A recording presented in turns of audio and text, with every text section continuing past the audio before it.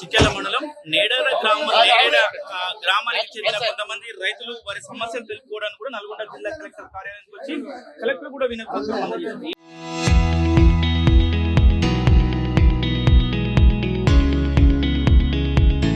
ఏంటి వారి సమస్య ఏంటి, వారు ఎందుకు కలెక్టర్ కలవడానికి వచ్చి ప్రతి అంశాలు తీసుకునే ప్రయత్నం చేద్దాం. చెప్పండి, మీరు కలెక్టర్ కలిసారు, ముఖ్యంగా మీ సమస్య ఏంటి? కలెక్టర్ గారు ఏం సమాధానం చెప్పారు? మా సమస్య కలెక్టర్ గారి సమస్య గత సంవత్సరం నుంచి R&B రోడ్డుకు ఇరిగేషన్ కు కాలువ ఉంది. ఆ ఇరిగేషన్ కాలువ వాళ్ళు అంతకుముందు R&B రోడ్డుకి వెళ్ళి మోరీ కట్టలేదు. ఆ మోరీ కట్టక ఏమైందంటే కొంతమంది రైతులకు నీళ్లు కావాలనే ఉద్దేశంతో ఆ మోరీ పలగొట్టి ఆ road R&B road government road పలగొట్టి నీళ్లు కిందికి తీసుకుపోయారు.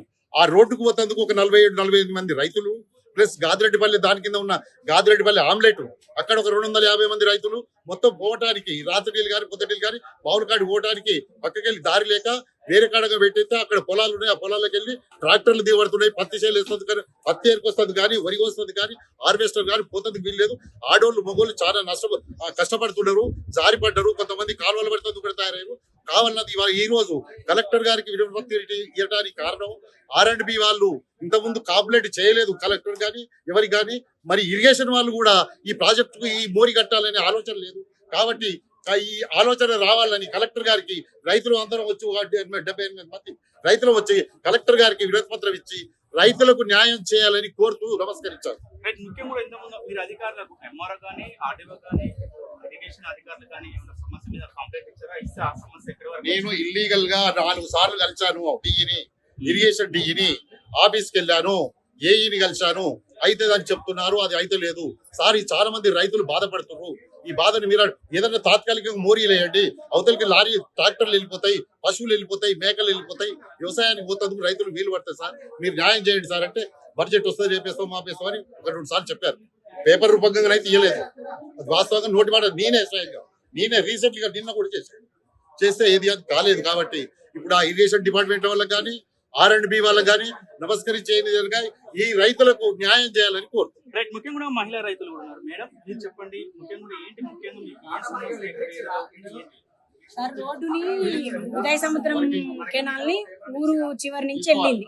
దాని పక్కన ఒక గ్రామం ఉంది, చిన్నపాటి గ్రామం. 250 మంది రైతులు ఉంటారు అక్కడ. మాకు వాళ్ళ యువతలకు రేషన్ షాప్ కైనా పెన్షన్లకైనా వాటర్ కైనా దేనికైనా యువతలకి రావాలి సార్. మేము పోవాలంటే 40 మంది రైతులు అవతలికి పోవాలి. మేము ఏమన్నాం, వాటర్ కావాలి, కింది రైతులకు వాటర్ కావాలి, ప్లస్ మాకు బాట కావాలి.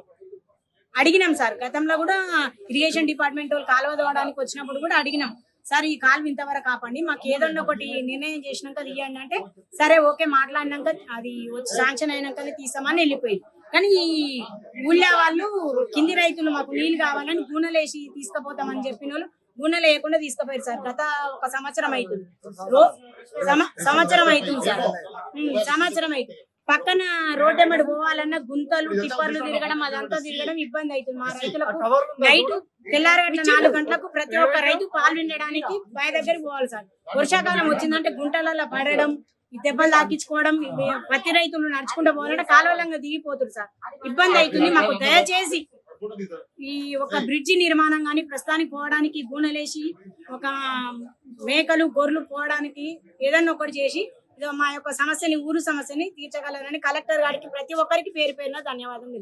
రైట్, ముఖ్యంగా కూడా చెప్తున్నారు. ఏదైతే గాదిరెడ్డిపల్లి అదే విధంగా పక్కన నేరడ ఈ 2 గ్రామాలకు సంబంధించిన వ్యవస్థ చిట్యాల మండలానికి సంబంధించిన దానికి ఆ రోడ్డు మార్గం సరిగా లేదు. దాన్ని ఇమీడియట్లీ చేయాలని కూడా మేము కలెక్టర్ ని కోరడానికి ఇక్కడ కలెక్టర్ దగ్గరికి వచ్చాం. ఒక 50-60 మంది రైతుల గురించి కూడా కలెక్టర్ ని విన్నవించుకున్నామని కూడా వీరు చెప్తున్నారు. ఇప్పటికైనా అధికారులు స్పందించి ఆ రహదారిని వేయాలని కూడా వీరు కోరుతున్నట్టు పరిస్థితి కనపడుతుంది. వీడియో జర్నలిస్ట్ కృష్ణతో అచ్యుత్, RTV, నల్గొండ.